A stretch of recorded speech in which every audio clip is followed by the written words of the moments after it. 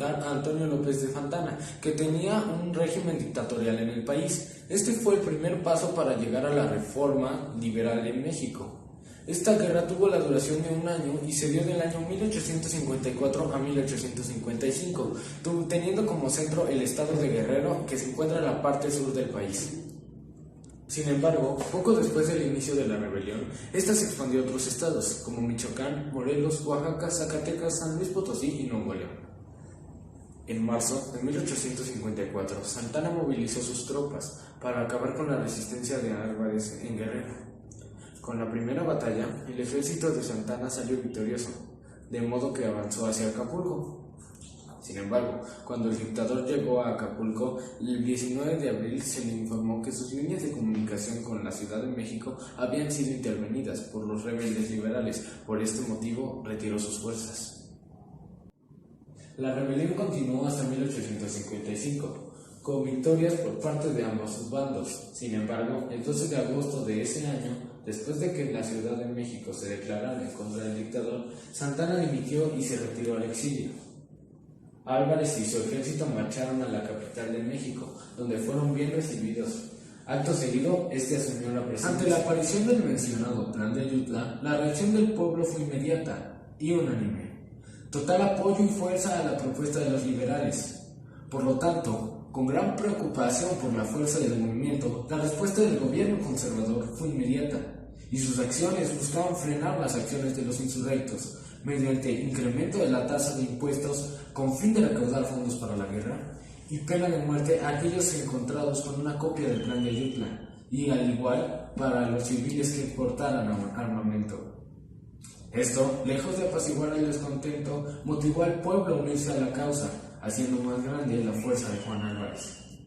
Fechas importantes. 1 de marzo de 1854 se redacta el Plan de Ayutla.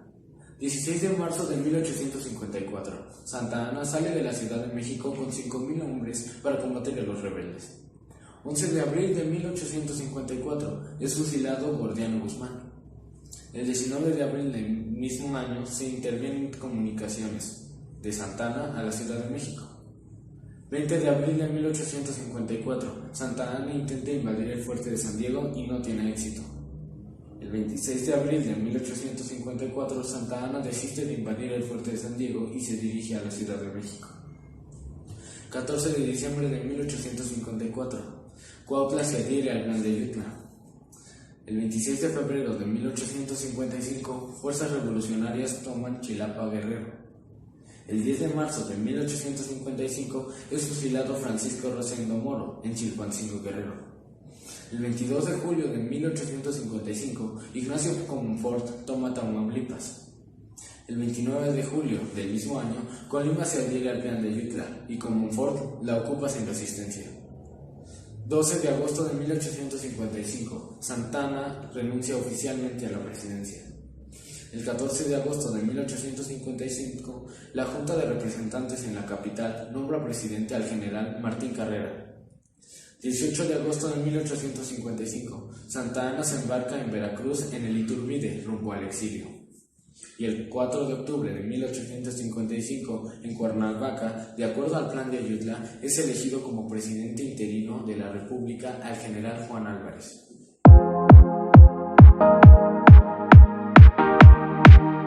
La causa principal de la Revolución de Ayutla fue el descontento generado por el régimen dictatorial de Antonio López de Santa Anna. López de Santa Anna veía en el Partido Liberal una amenaza, de modo que se encargó de eliminar a los exponentes opositores de dicho partido y muchos fueron exiliados. El 30 de octubre de 1853, López firmó un tratado con el embajador de Estados Unidos. Este tratado comprendía la venta de un área de 76.845 kilómetros cuadrados del territorio mexicano a los Estados Unidos. A cambio, el gobierno mexicano recibió $10 millones.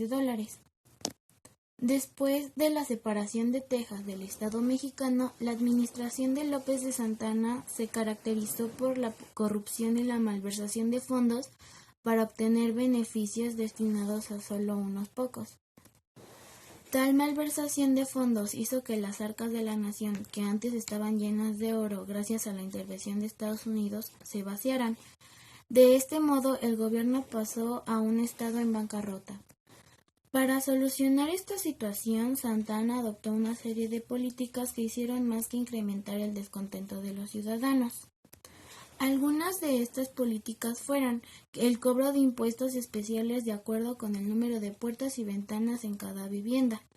También aplicó ciertas políticas beneficiosas, como leyes para regularizar el vandalismo y las mejoras en el sistema de autopistas del país. Sin embargo, mientras más se acostumbraba al poder, se volvía más autoritario y más pomposo.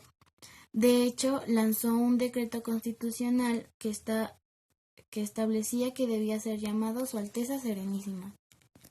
La otra causa de peso para el desarrollo de la revolución fue el Plan de Ayutla. En 1854, Guerrero era el único estado mexicano que no estaba bajo la influencia del régimen de Santa Anna. En cambio, Guerrero era gobernado por el general Juan Álvarez. Con el objetivo de ganar el control del estado de Guerrero, Santa Anna ordenó al general Pérez Palacio que tomara Acapulco. Álvarez, a su vez, comenzó a organizar preparativos para la guerra. El coronel Ignacio Comonfort, subordinado de Álvarez, lo incitó a desarrollar un plan que prevenía el lanzamiento de un comunicado escrito. Este comunicado tendría como objetivo ganarse la opinión pública, elemento esencial para desarrollar la revolución. El comunicado debía ser lo más vago posible, para evitar la exclusión de ciertos grupos. Así la mayor parte del pueblo se podría identificar con la causa y adherirse a ella. Dicho comunicado fue escrito en febrero de 1854 por el coronel Florencio Villarreal y fue proclamado en Ayutla, Guerrero, el 1 de marzo de 1854.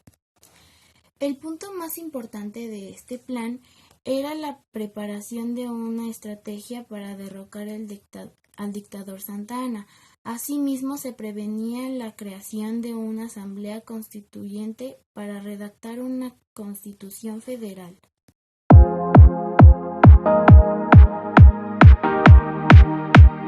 La Constitución de 1859 reafirmó la abolición de la esclavitud, práctica que ya era ilegal desde 1829. La libertad de culto no formaba parte de ese documento. Sin embargo, no se declaró tampoco que el catolicismo fuese la religión oficial del Estado.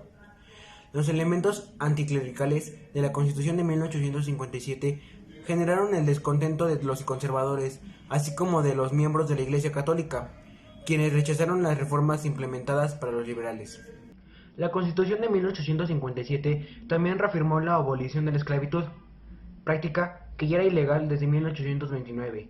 La libertad de culto no formaba parte de este documento. Sin embargo, no se declaró tampoco que el catolicismo fuese la religión oficial del Estado. Los elementos anticlerales de la Constitución de 1857 generaron el descontento de los conservadores, así como de los miembros de la Iglesia Católica, quienes rechazaron las reformas implementadas por los liberales.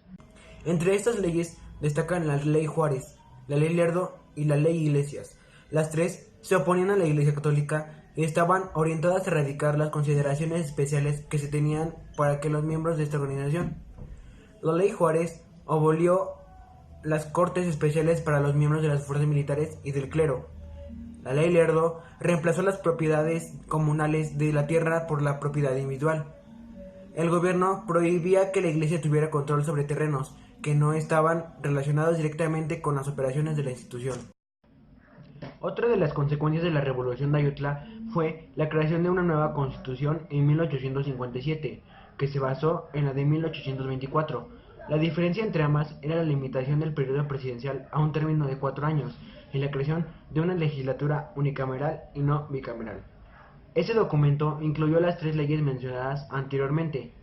Asimismo, se añadieron otras estipulaciones de carácter liberales, tales como la libertad de pensamiento, la libertad de prensa, el derecho a apelar un juicio, el derecho del defendido a tener acceso a la evidencia para que así pueda probar su inocencia. Existen 4 principales exponentes de la Revolución de Ayutla. El primero es Antonio López de Santa Anna, dictador que llega al poder tras un acuerdo entre conservadores y liberales, quienes ante la crisis económica que embargaba a México, acordaron unir fuerzas. La postura política de este personaje fue calificada de ambigua, ya que a lo largo de la historia militó partidos de posturas opuestas. El segundo, Juan Álvarez, militar mexicano, que tuvo la participación determinante en muchos de los conflictos mexicanos. Principal motor de la promulgación del plan de reforma y cabecilla de la Revolución de Ayutla. Dirigió ataques de los rebeldes y trazó planes que derivaron en el derrocamiento del presidente Santa Anna. El tercero, Florencio Villarreal, militar mexicano de origen cubano, quien trajo junto a los revolucionarios en el establecimiento de reformas. Y por último, Ignacio Comonfort, mexicano que sucedió a Juan Álvarez en la presidencia, ejecutó reformas importantes de la consigna liberal. Su gobierno se caracterizó por una confrontación abierta con la Iglesia Católica, quien en gobiernos conservadores había ganado posiciones de poder y participación política.